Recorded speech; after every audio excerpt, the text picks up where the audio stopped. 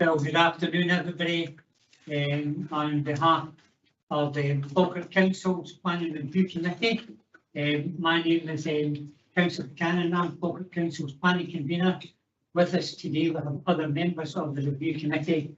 Start from right here. Councillor Ian Sinclair, Falkirk North Ward. Councillor Alf Kelly, Denny and Bank North Ward. Councillor James Kerr. Provost Robert Bissett, Falkirk North Ward. We also have a number of officers. I'll go to my left again. They'll introduce themselves and give their designations. Thanks, Convener. Douglas Blythe, Legal Advisor to the Committee. Brent Vivian, Senior Planning Officer, Development Management Unit. I'm the Planning Advisor in this issue. Jack Frawley, Team Leader, Community Services. Gemma McArthur, Community Services. Okay, thank you for that. In accordance with Section 43 of the Local Government Scotland Act 2003, it has been directed that this meeting will be conducted in such a manner as to allow remote attendance by elected members. The meeting will be live streamed. First of all, any apologies? None. That's fine, thank you. That takes us to item 2 on our agenda, which is declarations of interest. And just for clarity for everybody, I'm going to read this out. Members should declare any financial and non-financial interest they have in any item of business at the meeting, identifying the relevant agenda item and the nature of the interest. Have we any declarations of interest? No, everybody. Thank you very much. That takes us to item 3, which is the minute of meeting of the Planning Review Committee held on the 21st of February 2023. It's pages 3 to 6. Have we any questions arising from the minute, or can we agree the minutes? Agree the minute. That's fine, thank you. That takes us to item 4, which is the Planning Review Committee procedures, pages 7 to 11 on your agenda. And taking us through this will be our legal advisor, Mr. Douglas Blythe. Thank you, sir. Thank you, Convener. We've been pleased to know I won't go through every line of the procedures. Not all of it is relevant for today's purposes, but I will try and pick out the most salient points. I think the first point to make is that this is Planning Review Committee is the Council's Falkirk Council's local review body for purposes of planning reviews. So this is essentially a review of an officer's decision, usually a refusal of an officer's, so that the applicant can submit a review, and this body is the one that proceeds that review. Just general points that all meetings are to be held in public in accordance with the regulations. Like 1.2, the review committee is not able to engage with any of the parties to raise the application. No party seems to be in any event. The committee is drawn from members of the planning committee, and points 1.4 and 1.5, a legal and planning advisor appointed for each review. The initial procedure is the compilation of the papers from the review. That's all been completed and with members. Once that's before members, they have to determine whether there's sufficient information for them to make a decision. And if not, there are other subsequent procedures that can be followed to gather that information. That's point 3. There are a few different options that can be followed, whether that's written submissions, hearing sessions, or site inspection. Now, again, the procedure for the written submissions is laid out at clause 4. As you're aware, we've already had some procedure on this review, namely site inspection, which was carried out back in February, and we've also had further written submissions to deal with issues that came into view once the review had been submitted. So I won't go into every line of those procedures, Convener. hearings, again, it's still open for the committee to have a hearing on specified matters, but again, there are rules which dictate the process of those hearings. The site inspections taking place, and once the committee makes a decision, procedures post-determination for the issue of decisions. I'll just briefly touch on, it's not in the procedures, but it's just briefly to touch on, remind members of the purpose of this meeting. As with every other planning decision, but what I should say first of all, this is a de novo decision, obviously in view of an officer's decision. This is an opportunity for members to get this started fresh, assess the review, assess the policies, assess the application, and make a decision. As with every planning permission, has to be made, sorry, planning decision has to be made, has to be assessed against the development plan and assessed in accordance with that with considerations that be outlined. So it's a process of, and you're used to this from other planning decisions that you've taken. It's a case of assessing policies and considerations, coming to a decision, interpreting those policies, and it's just to remind you that if decisions could be open to challenge, if it can be established that decisions haven't been taken in accordance with policy, or those haven't been effectively documented. So it's just a case of members assessing the policies, weighing up policies, and assigning weight to any policies that we feel are. So that's really it for the procedures, convener. Here we will defer to the Vivian to take you through. I'll just read it to the application as I must have been made 2015 meeting. So it's item 5 on your agenda. It's a planning application P210609 formation of outdoor seating areas, rear garden, including the erection of fencing and enclosures, decking and canopy, retrospective at the Orchard Hotel, 2 Kirsten Lane, Falkirk, MP1 RG continuation, pages 12 to 23, and the advisor is Brent Vivian. Thank you, sir. Thank you, convener. I was going to start with the original agenda and just work through some of the salient points. In terms of the enclosures within the original agenda, the notice of review and associated documents on pages 15 to 32. The application itself and associated plans and supporting documents are pages 23 to 42. So I should probably just mention, in terms of the notice of review documents, you should have received separately the applicant's notice of review statement, which is this one here. Yeah, we've all got. Okay. Yeah. Pages 43 to 51 is the report of handling by the officer. Page 53 is the consultation response from the environmental team. The original representations to the application are from pages 54 to 60 of the original agenda. The further representations in response to the review are on pages 61 to 67. The council's supplementary guidance is Q12, which deals with listed buildings and conservation areas, is pages 68 to 127. Original agenda, and the relevant policies of Council's Local Development Plan 2 are on pages 128 to 132. Those policies are HC 07, which deals with developments within established residential areas. Policy IR 09, related to parking. Policy JE 07, which deals with town and local centre developments. Policy P07, which deals with developments affecting listed buildings. Policy P08, which deals with development proposals within conservation areas. The report of handling on pages 43 to 51 sets up the site location and the description of the project.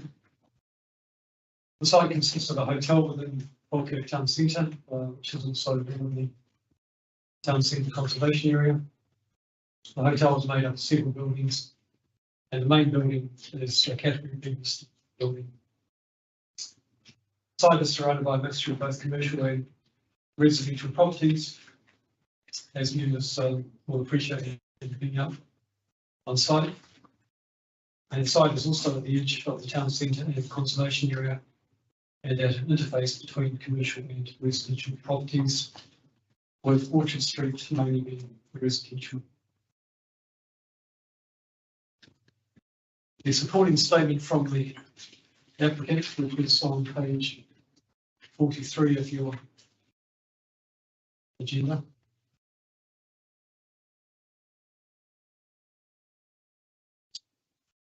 Sorry, no, it's on page 32. They provided the justification for the development proposal. It was a direct response to the COVID-19 pandemic in 2020 as a result of restrictions on hospitality in terms of indoor areas. And the creation of an outdoor area was seen to provide additional capacity to cater for our clients to the hotel. Given the level of investment in these structures on site, the applicant is now seeking permanent use of the facility. The context to the pandemic is, in planning terms, is detailed in pages 49 to 50 of the report on handling. The Scottish Government had introduced guidance at the start of the pandemic to relax certain planning requirements to help businesses, and that included the hospitality industry. The main emphasis was to allow the use of outdoor areas to increase capacity given the restrictions on indoor activity. The emphasis was on structures and uses of a temporary nature. The more recent guidance from the Scottish Government as we've come out of the pandemic is that if businesses want to retain those types of facilities, then they should be applying for planning permission to retain them as permanent features. However, in this case, there was always an issue around how temporary in nature were the structures on site. Certainly the advice from this department all along has been that planning permission was a requirement given the actual physical nature of the structures. The report on handling sets up planning assessment on pages 23 to 51. The conclusion as contained in the recommendations is on page 50, and it was considered that the application did not accord with policies PEO7, list of buildings, PEO8, conservation areas, HCO7, established residential areas, and PEO7, town centres of the local development plan. The reasons being the development was not considered to respect the architectural and townscape character of the area and adjacent listed buildings in terms of its scale and design. And it was also considered that the development would not provide satisfactory level of residential and visual amenity to the neighbouring residential properties. Turning to the applicant's notice of review statement, a number of points in that statement which I'll bring to your attention. The applicant has taken the view that none of the reasons for refusal are reasonable in the circumstances. Further, the applicant submits that the local review body is entitled to apply a different planning judgment to reach a decision different from that of the case officer. The applicant has highlighted that in his view, the essential character of the listed building is mainly focused to the front of the building, and it's neither the building or the conservation area would be impacted on in any significant way by the proposal. The applicant Further contends that no evidence has been submitted to demonstrate that the proposal would result in any significant harm to the amenity enjoyed by nearby residents. And the applicant also notes that beer gardens associated with pubs are a well-established part of the urban fabric and operate in numerous densely built up areas without any significant detriment to the residential community. The applicant further highlights that the proposal supports the vitality and viability of the town centre and that the use of the area as a beer garden will be managed and its use monitored to ensure that no significant impact on residential community will occur. They also highlight that as a hotel operator, they are acutely aware that any of their own paying guests require a highly residential amenity, and in particular quiet evenings and night time to ensure paying guests have a restful evening and sleep. Turning to your supplementary agenda, which was which contains information in relation to the committee's written request for response comments in relation to NPF 4,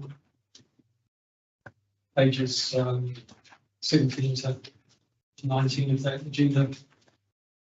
Outline comments by place services in relation to NPF 4. In essence, the relevant policies of NPF 4 are not considered to raise any incompatibility issues with corresponding policies within the local development plan and broadly match the relevant policies and do not raise any new issues that were not considered in the original planning assessment. The relevant NPF 4 policies are policy 7, dealing with historic assets and places, policy 23, dealing with health and safety, which includes consideration of noise issues, and policy 27, which relates to city, town, local, and commercial centres. That agenda also contains an email from the applicant, which simply notes that in terms of the timescales and so forth, and the size and complexity of NPF 4, that the applicant simply didn't have enough time to digest or absorb that information to provide a response in terms of to meet the deadline. It was also noted in the email that only consultant might be employed by the applicants to consider this matter, but as far as I'm aware, there's been nothing coming forward from the. I think that's all, Kalina, for now. Certainly we can look in further detail at the relevant policies. Okay, thank you. Thank you for that, Brent. And I was going to ask that question right away in relation to that letter, because obviously we're all at a learning curve in relation to NPF 4. And then when I saw this contained within the document, the 162-page document, only published in 13th, they thought it was completely unreasonable, but you believe that it had enough time to respond. And although he stated there that he would be bringing in a planning consultant, that didn't materialise.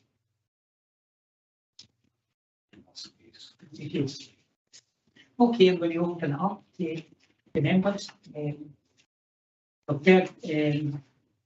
The committee procedures set out by Mr. Blythe. Now got the planning advisor that's given us the application. If any, I'll go to the second across any questions at this stage, sir. So. Yeah, there's a couple of things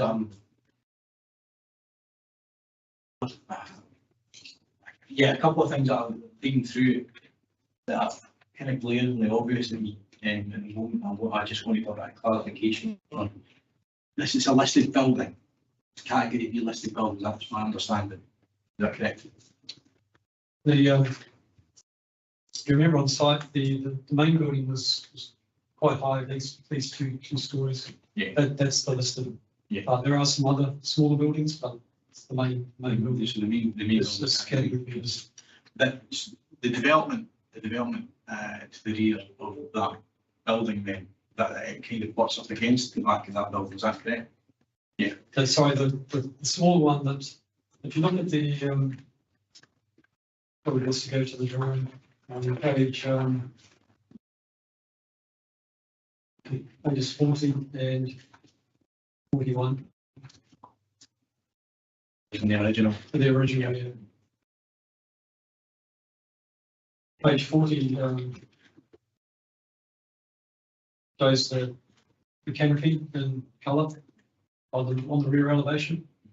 That's attached to a smaller building, which is not, that one's not. It's the bigger one next to it, which is this. So, Mark, I think the point I'm just going to, I want to make, in terms of listed buildings, the building is the building. There's no picking and choosing as to what part is listed. That'd be right. And that if something impacts on any amenity or any visual part of that building, it's the entire building. It doesn't. It's irrelevant whether it's the front or the back or the side for that matter. Well, that's right. It's a seating issue in terms of impact on the listed structure. Obviously, I think there's a planning judgment in terms of how prominent or so forth you might assess that to be in the location of the structure would be relevant to that, as well as other things such as the design, the scale, height, materials, and so forth. All considerations. Right, thank you for that. I think the second part that I was going to come on to was in relation to NPF4. Having received the information earlier on and read right through it, I'm not sure if I'd as full an opportunity to digest everything that's within it. But I think I've got just. I think my concerns on, in particular, there is a part on health and safety, about developments giving rise to noise or additional and excessive noise. That wouldn't necessarily, in my opinion, be directly involved in the building of the development. It would be the subsequent nature of that development going forward. That'd be right. Yeah, sorry, can you just, you're referring to NPF4, which part is under policy? It's under health, it was under health and safety. I think it was under the environment. I think it's a part which is about noise. Point E.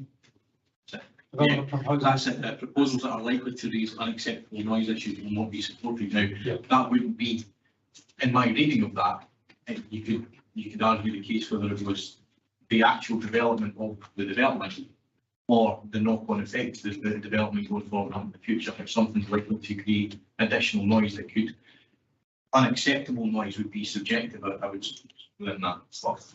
If someone considers noise issues to be unacceptable, then that would be a matter of opinion.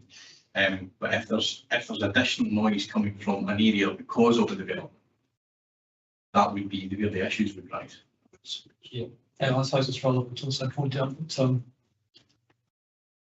existing noise issues within the actual hotel would not be relevant. It's the noise issues in relation to this particular application, not just specific to the beer garden.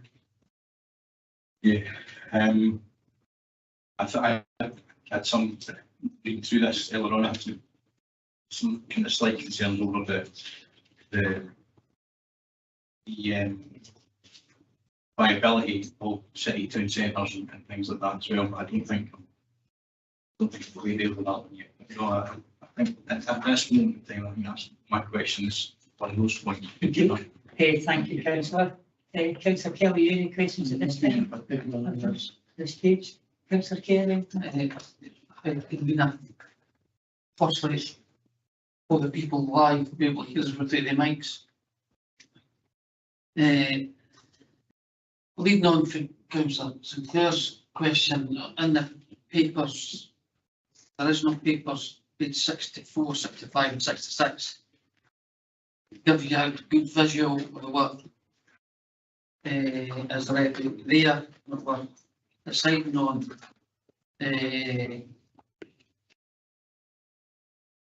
And I mean, Orchard Street.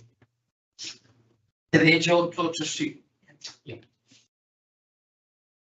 But the town centre boundary doesn't, the town centre boundary is, it's actually further into the site. So the two aren't, Two incompatible. they aren't, no, they're not a direct match. Right.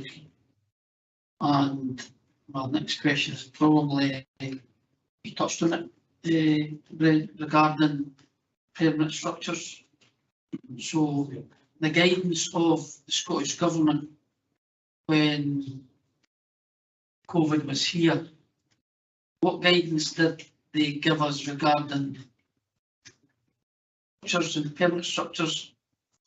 Because I remember there was a lot of news, local news regarding another establishment where they took half the road up with tents. But what was the guidance on the kind of structures that were allowed and how permanent was it?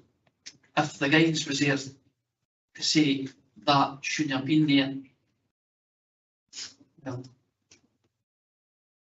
just if you can, Yeah, the code related guidance is really called out for, I guess you could say sort of pop-up outdoor areas where there's no fixing the structures to the ground. You might close areas with temporary structures to form outdoor seating and eating areas. But this has a greater degree of permanence to it. So the advice, I think, of the line from our department was that, yeah, which obviously is resulting in the retrospective application. yeah. Mentioned. So on page 66 of the original document,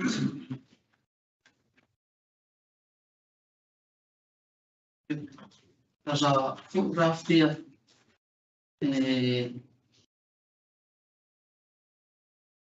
So what's included in the application, as you can see to your, obviously the fence at the front. Yeah. Is included in the application. Where the gentleman's moving things, a barrel that's maybe going to be a table or a seat. Is that part of the application? It looks like a raised decking area. Just going to check that photo against the site I layout. think it's like, right, okay. Site layout page on page 41. It shows the just the coloured areas on page 41, which are subject to the application.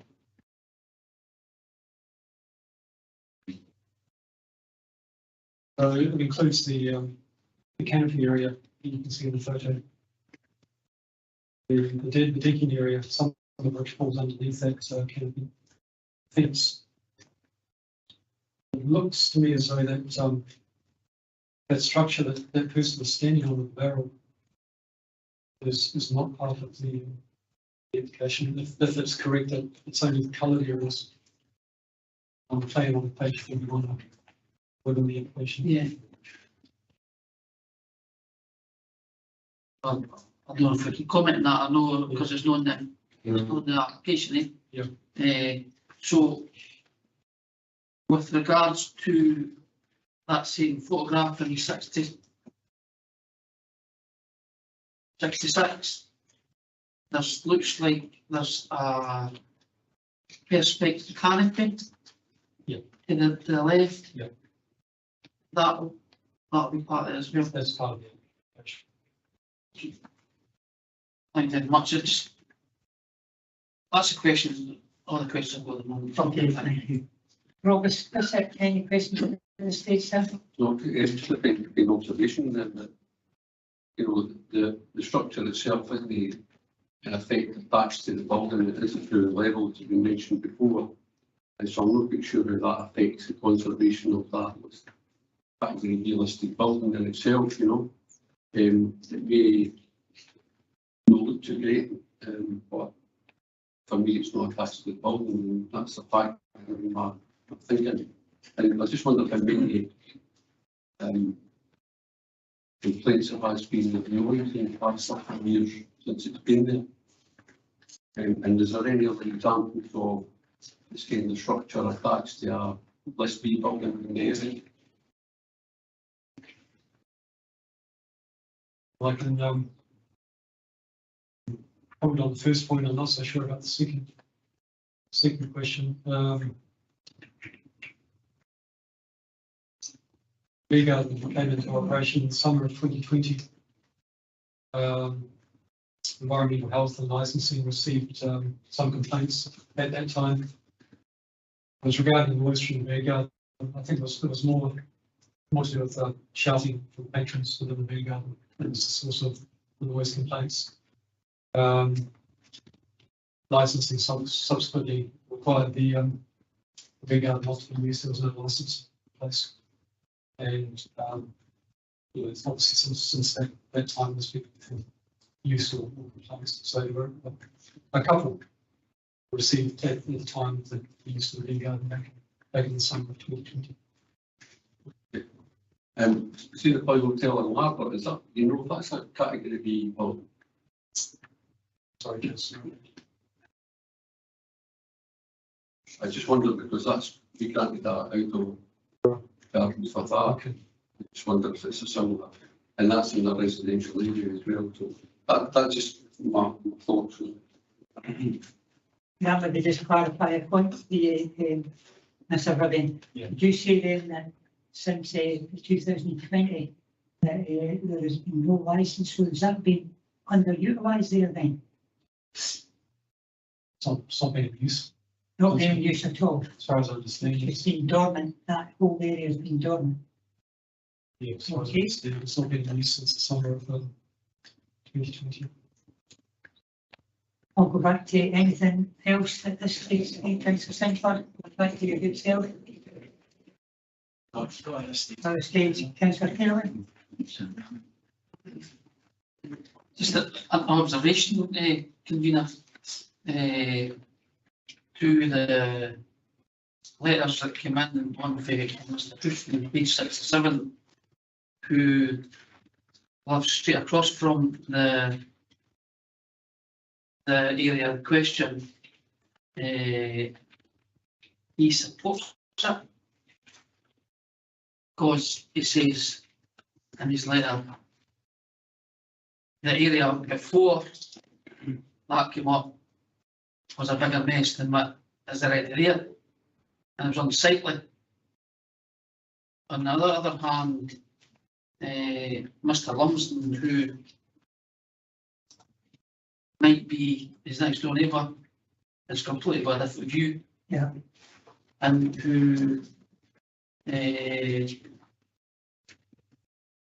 says that the noise, when it was allowed, I think there was concern for himself and the other residents. So we've got two conflicting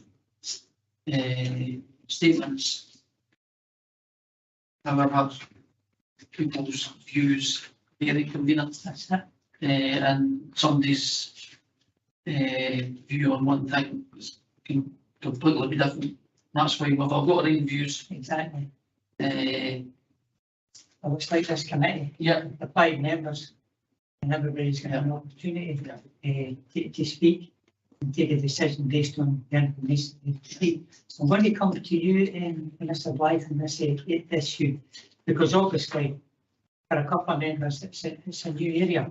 But when we're in a situation where there's maybe, when you see any type of disagreement, but the fact is that we're still questioning the situation.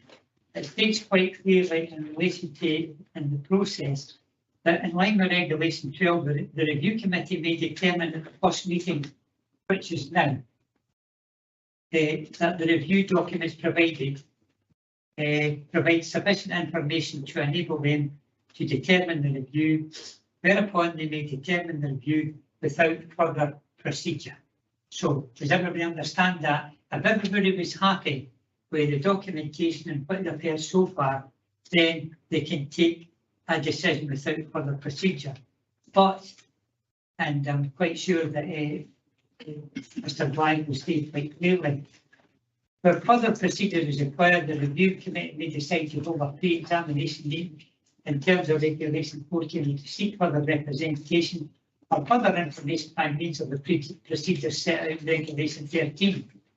Accordingly, the review committee may decide to seek further representations or further information by one or more of the following methods: by means of written submissions or by the holding of one or more hearing sessions.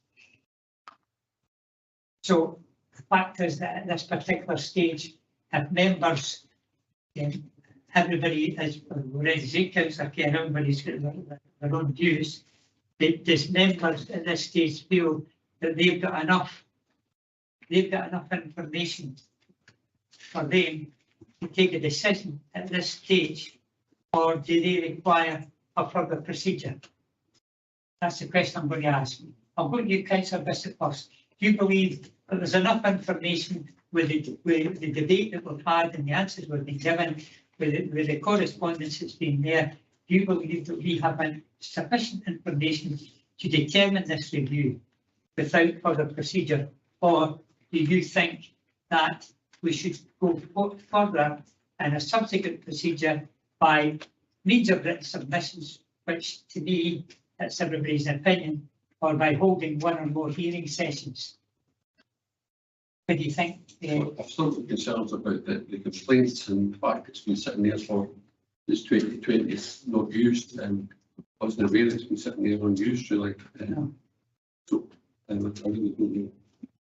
Oh, so you're really unsure of the present situation? And the fact it's not asked about the effect, and I know it's to do with how it's perceived really, but at this moment in time, I wouldn't say I've got enough information to make that informed decision. Councillor Kerr? There's a lot of information there. And for the original documents and for the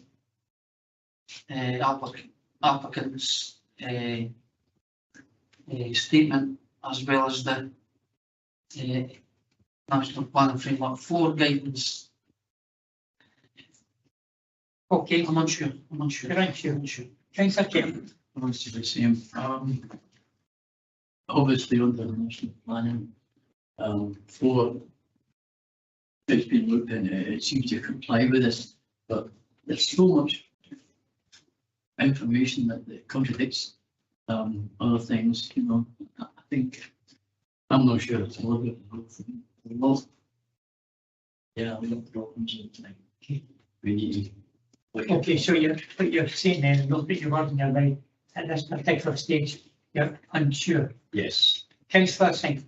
Yeah, there's a lot of unanswered points, a lot of unanswered questions in this one. I think from concurring with what Rob said, in light of the fact that it's not been in use since 2020, I think I'd like a bit more confirmation as to whether or not the licence has been revoked completely and so on and so forth, and how that came about. Where that's concerned, I think the issue I have is that we have a lot of information here. It's unfortunate that some more information hasn't been forthcoming from the applicant. Yeah, thank you. So yeah, I just there's a few things in here that are just not quite confirmed with me yet. So once again, we'll put the words in anybody's mouth in relation to what you're saying and what the prophets stated in terms of getting more information and moving this forward. Do you believe then, because we've got to take a decision, that there should be a subsequent procedure in terms of written submissions or holding a hearing session? Now, just let me read this out in relation to hearings. Where the review committee decide that they wish to hold a hearing session, this will be fixed for as early a date as practical. The procedure for hearing session shall be as set out in the hearing session rules and Schedule 1 to the regulations. Each person appearing at the hearing session shall be afforded an appropriate time in which to present their case in the interest of efficient dispatch of business. Convener may limit the time available to each person appearing to 5 minutes. Thereafter, members of the review committee shall, through the convener, ask such questions any parties that they deem appropriate in relation to the review. Cross-examination of further statements of contribution of parties will not normally be permitted. Now, so what we're saying here is that yourself, Councillor Sinclair, and Provost Bissett seem to be saying at this particular time, and I'm not disagreeing with you, that there still isn't enough information that that you could determine the decision here today. But if you want to go for a subsequent proceeding, which could be a hearing, then there'll be an opportunity for people to come forward and give forward their case, an opportunity to ask questions. Would you be most comfortable with that, Provost? Absolutely. I would agree to go to that hearing. Councillor Sinclair? I'm not 100% sure a hearing was where my mind was going. I'm not sure if Right. more written submissions would suffice. I'm trying to think in my head because Well, I'll bring Mr. Blythe in because obviously we're trying our best in openness and transparency to come to some sort of decision. We'll come back to yourself, Douglas. It's just to pick up on the point that it is so to the committee to have other forms of procedure, whether that is written submissions or hearing. I think the point I would make was that we have to be focused on what the written submissions are to be on and what the hearing session is to cover. It's not just a free for all, let's get people around the table and let's just give, That's it. it has to be focused on what specific items the committee want further information on, whether that's by way of written submissions. You could do both. You could have unpack it into stuff that you think lend themselves to written submissions, other things that you think it may be beneficial for people. That makes sense. It does. Thank you, Councillor Kay. You're here and this is a really good debate because it shows you that the issue for especially the applicant is serious, really serious. The fact is that we've got to do our best to ensure that the decision we make is the right decision. So after hearing Councillor Sinclair, Councillor and the Provost, where do you feel in terms of any further procedures?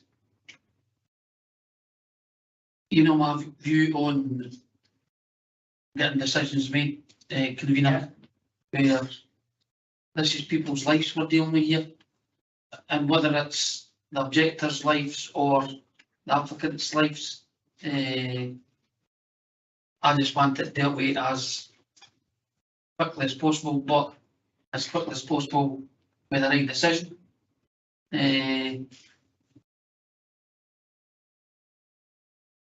I'm no adverse to a hearing or to statements, but I've not got anything specific that I want to request for the meeting. That's it. That's the important point that Mr. Blythe has stated. That before we go to written submissions for a hearing, then we've got to ensure that what we're going to have is something that's going to come forward. It'll come back to Provost Bissett. Provost Bissett, have you ever had written submissions for a hearing? What questions then would you like answered at that you haven't got at this minute then? I'd like to hear a bit more about sort of category B listed building and the structure itself being attached to it. Is it attached, is it not? Does it actually affect the conservation of the building? And I'd like to hear a bit more about the complaints that have been coming in. And also the licensing side of things. Had that been fully revoked, or what was the position really? That's really basic. And is there been any antisocial behaviour, things like that? Have the police been called at all? Just in general, practice in the town centre, has there been any ongoing issues? But if it's still been in place since 2020, clearly there's probably not been very much. As we have a bit more information on the licensing, if that's appropriate, so. Thank you. some comments that were provided to me from the original case officer. I'll read it out. It says the outdoor area has not been used since it was last used for COVID reasons. Licensing has not provided any further licenses for its use and have ensured that it has not been used. The hotel would have to look to put forward a new operating license, including this area, should they wish to use it. To date, as far as the original case officer is aware, they have not intended to do so. I think obviously just need to be careful too that you don't stray into other areas licensing process, which will take its own course. At the end of the day, any licensing application would be considered by the licensing board. So separate considerations to consideration. Back to you, Councillor Kelly, anything to add? No, I think possibly for the best of the two would be hearings rather than a submission, because we can actually bring people in rather than making objections to our support. And actually, I think the problems are, and I mean, there's things like here, it says that the complaints have been received so far. No complaints have been received so far, and apparently the complaints of the council and police Scotland have been made, and I don't see unless people and be able to question submissions. It's going to end up sending an email to somebody to get one by forward, because if you've got somebody here in front of question. So if we're going for anything, ask what the hearing is. Okay, thank you. Come back to you, Councillor Sinclair. Yeah. Members. Thank you, convener. I think the information I was looking at, and thanks Brent for that kind of additional information on the licensing situation. That makes things slightly clearer. I think the original, if the license had been revoked for technical reasons back in 2020, I think it would be good to have that information. I think where I'm coming from is more we're coming up for 90 days since NPF4 was published. I think if there was more information to be gained from going back to the applicant on their consideration of what NPF4 means, because as far as I can see and as far as I can read, the NPF4 would tend to back up the officer's decision on this occasion. So I think if there was contrary evidence to that, it would be worthwhile kind of looking at. So I would be content with that where that's concerned. I'm not sure there's much to be gained. If there was more, I don't think there's much to be gained from bringing more people in and having those questions at that point, because I think we'd be in danger of straying into a kind of different situation if that was the case. Okay, thank you, sir. Okay then, we've got a mixed bag here. Provost, I'll come back to your good self, sir. You originally had moved for hearing, but I'll go to Mr. Blythe first, because obviously that's what Mr. Blythe is here. Mr. Blythe, you've heard members, you've heard some of the concerns, you realise that there's at this particular stage we haven't got a full complement of members on one area, and just so you can maybe give us some guidance in relation to how we take this forward. The issues that the provost have brought, a number of issues there that have been covered within it. We'd like answers to that. But it's just to see and to make sure that we're moving forward in the correct and legal manner. Thank you, sir. Thanks, convener. What I took from the provosts, somebody was said that I think on the licensing front, I'm not sure whether that's really still live, given that I think it's probably yes or no question, doesn't have a license in place. No. So it's Brent that said earlier, I think you're straight into other regulatory regimes that's really not the of this committee. So but what I also took from that was issues about the noise complaints and the antisocial behaviour, and that feeds into some of the objections that were submitted. the applicant would have his own views on those issues as well.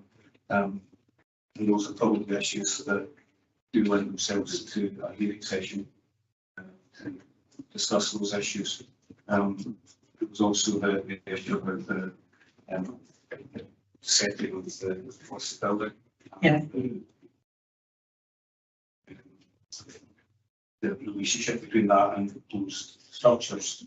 I think that could, that may be better done by way of submission to the relevant officer. I don't know if the President would have a view on that particular issue.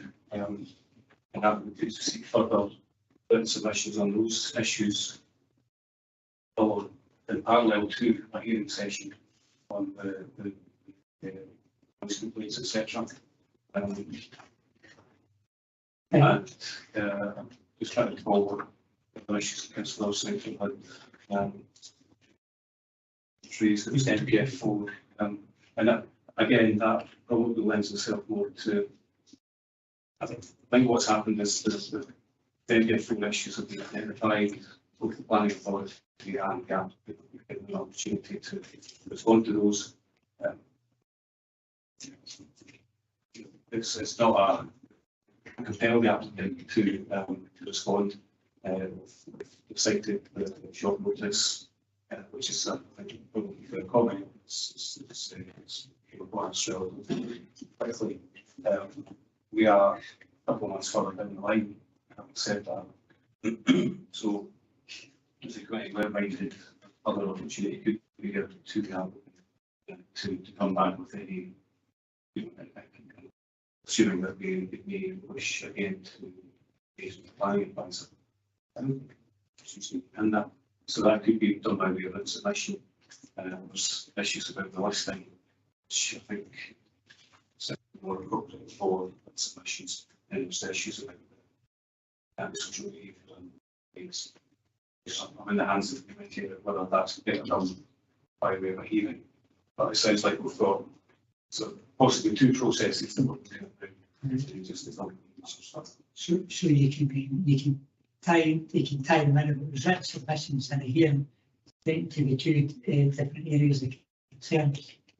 Yes, I think I don't think we would convene the committee. Probably ask for written submissions, get those on the books, and then to have the hearing session at a point in time after that. So you've got both the hearing information and written submissions to digest at a future meeting. How do you feel about that? You promise. That seems fine. We've also consider if there's any other category listed buildings that have outside. If you know very examples, I don't know if it's level to another building or not, but if there's anything we might be comparing. Come back to yourself. Can I ask another question? Certainly, that's what we're here for. With regards to if we made a decision today after the next hearing, whether, and we decided it's no part of the structure, it stays, they still can't have drinking area out there until they go back to a licensing. So they'll determine noise, nuisance, and take that into consideration when making their decision. So I'm happy to go around where stand. As I said previously, I've not got nothing that I want to ask going forward. Provost asked for stuff, and Councillor Sinclair's asked for stuff. Fine. Okay. Just if we can get us back as soon as possible. And I know I mention all the time about people's lives. Exactly. But if somebody's not willing to interact with the officer, it makes it a lot difficult. Okay, thank you. Councillor Kelly, you're in agreement, and we've got Yes. the promise says, going back to you, Councillor Sinclair, we've got the promise came forward, you've heard the summary of Mr. Blythe in relation to the factors that this would be a dual issue in relation to the two areas of major concern, and there would be written submissions asked for, and also a hearing routine. If it is the case and members agree, that if they haven't agreed to it yet, would that be a case then written submissions that get a couple of weeks, say 2 weeks to come back? So how quickly, because obviously they're coming into, as Councillor Kerr says, we're trying to move things on. We've come in the holiday period now, we've had a setback on these because of the summarising the MPF4 and what that would mean. All applications already been in and coming in. So I mean, I'm happy to agree to that. I'm coming back to Councillor Sinclair to see where it's going to be unanimous, because Councillor Kerr thinks he's the value in this to move it on and to try and come to a decision. So I'm coming back to you, Councillor Sinclair. If you don't remember is the 5 years here, that everybody's vote has taken into consideration. If you're not agreeing to what's said, then you can state it quite clearly and it'll go on record. No, I think Mr. Blythe was quite eloquently put a compromise forward. Compromise, I would say. So is everybody in agreement to that? Just think that I think that time, I don't know, the time scale is, it maybe not be as soon as we would like it. I would take it. You come in. I think it's got a Glasgow with Jack at the point. Not with time scales, I think we'll have to be upfront and honest. It's like to have full recess, so it's like used to be. There's quite involved procedures which are laid down in the regulations, which will involve written submissions and an exchange of those submissions so that both parties can respond. For the hearing sessions, I've done too many of these, but that does involve the submission of hearing statements, declaration cases. Yeah, I don't want to raise expectations that we're going to get things done before the recess. So that does. Could you maybe corroborate the 5 members here? Could you maybe just read out the reasons for the other procedures? We have the It's given 5 members to yourself in relation to other procedures of written submissions and the hearing. yes, I think what I'm taking from the committee's deliberations is that like further written submissions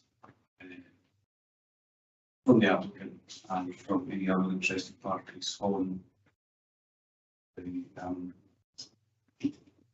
listed buildings, issues, the setting, and nature of the structure in relation to the listed building that's situ. Other written submissions on the